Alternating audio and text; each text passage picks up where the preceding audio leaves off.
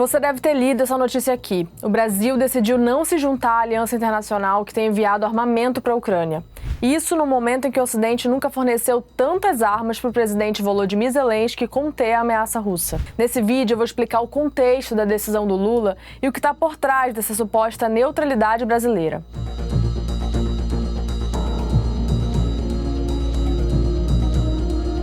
Primeiro, de que armamento a gente está falando? Bom, o Brasil tem estoque de munição para os tanques alemães Leopard 1. Esse modelo antecedeu o mais moderno Leopard 2, que vai ser enviado pela Alemanha à Ucrânia. No fim de janeiro, depois de muita pressão de Kiev e aliados, o governo alemão finalmente anunciou o envio de tanques Leopard 2 e também liberou que outros países que possuem esses blindados reexportem o armamento para a Ucrânia.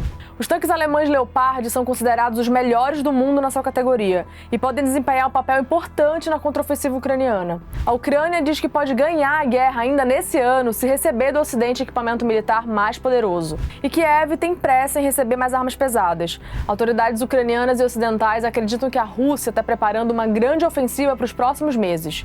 E os tanques são um elemento central nos combates terrestres. Com eles, a Ucrânia espera não só aumentar a eficácia da sua defesa contra as tropas russas, mas também reconquistar território ocupado pelos invasores. Sobre isso, a gente falou nesse vídeo aqui.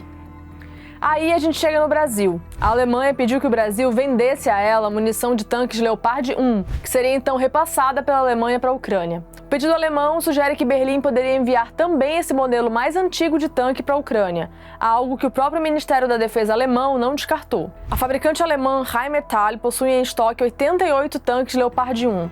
A companhia diz que essas unidades poderiam estar prontas para combate dentro dos próximos 8 a 12 meses, mas o maior problema hoje é a munição.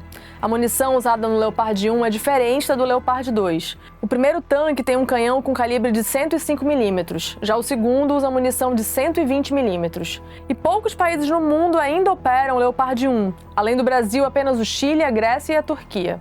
Mas o Lula negou o envio da munição.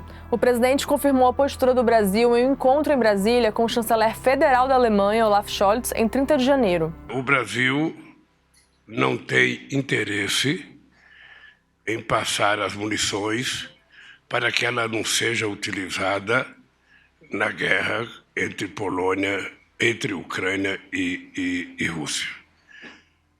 O Brasil é um país de paz. O último contencioso nosso foi na Guerra do Paraguai e, portanto, o Brasil não quer ter qualquer participação, mesmo que indireta, porque eu acho que nesse instante do mundo nós deveríamos estar procurando quem é que pode ajudar a encontrar a paz entre Rússia e Ucrânia. Porque até agora a palavra paz é muito pouco utilizada.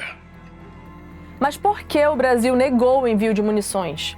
Bom, o conflito é amplamente interpretado pelo Ocidente como uma guerra de agressão da Rússia, uma invasão ilegal e desproposital da Ucrânia. Essa é a visão da OTAN, a aliança militar de 30 países que se expandiu pelo leste europeu.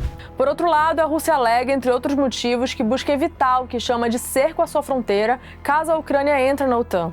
Independentemente do ponto de vista, fato é que essa guerra levou muitos países a romperem a neutralidade. Por exemplo, foi em resposta à invasão da Ucrânia que a Finlândia e a Suécia deram um passo histórico de solicitar sua adesão à OTAN. Já os alemães abandonaram décadas de pacifismo ao fornecer armas pesadas para a Ucrânia, algo que rompeu com uma premissa da política alemã, presente desde a Segunda Guerra, de não enviar armamento diretamente para zonas de conflito. A verdade é que o Ocidente nunca armou tanto a Ucrânia como agora. E agora que o Zelensky conseguiu os tanques que vinha pedindo há tempos, a discussão passou a ser sobre o fornecimento de jatos de combate. E em meio a toda essa mobilização do Ocidente para apoiar a Ucrânia, o Brasil mantém sua postura de neutralidade. Mas qual é a origem disso?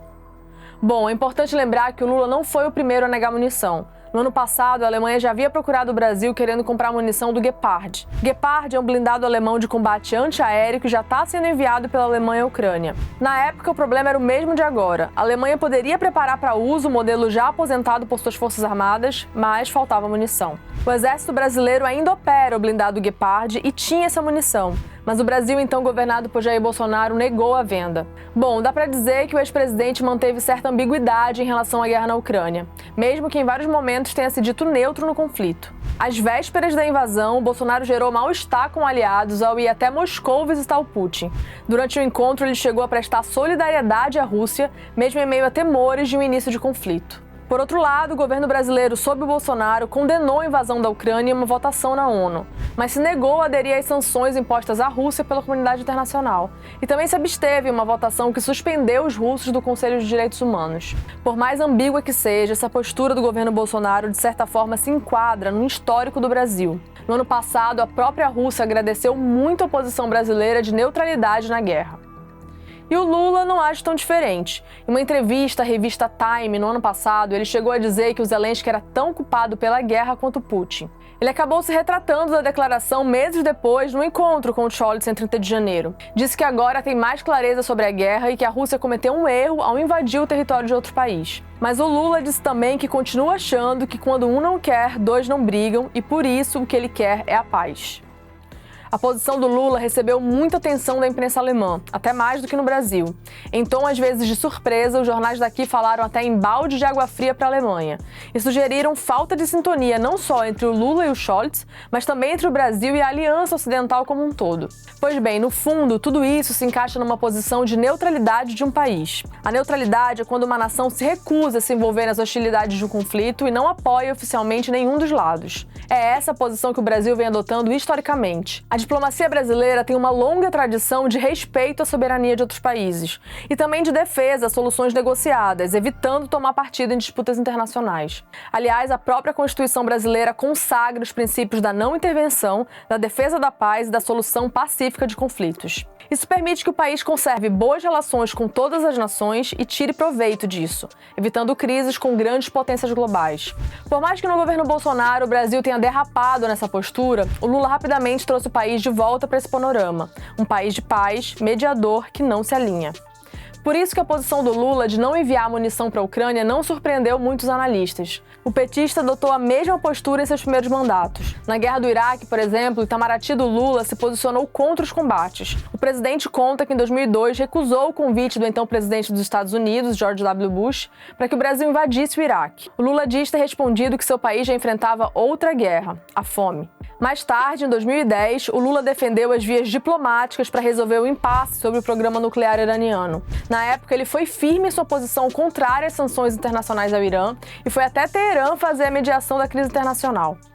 Bom, mas voltando à crise atual, a guerra na Ucrânia. Além dessa tradição histórica do Itamaraty de adotar a neutralidade, é importante lembrar que economicamente não é interessante para o Brasil provocar os russos, especialmente por conta dos fertilizantes importados da Rússia. O produto é fundamental para o agronegócio brasileiro. E para se ter uma ideia, nos últimos anos o país do Putin vendeu quase 1/4 dos fertilizantes consumidos no Brasil. Essa questão só reforça a postura neutra do país. A única coisa que eu sei é que se eu puder ajudar, eu vou ajudar. Como, eu não sei.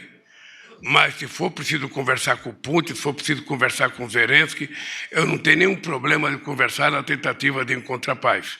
O que é preciso é constituir um grupo com força suficiente que seja respeitado numa mesa de negociação e sentar com os dois. Porque, sabe, eu não sei quando é que essa guerra vai parar se continuar nessa inanição que nós estamos vivendo. A DW é a rede internacional de notícias da Alemanha. Para mais vídeos como esse, se inscreva no nosso canal no YouTube.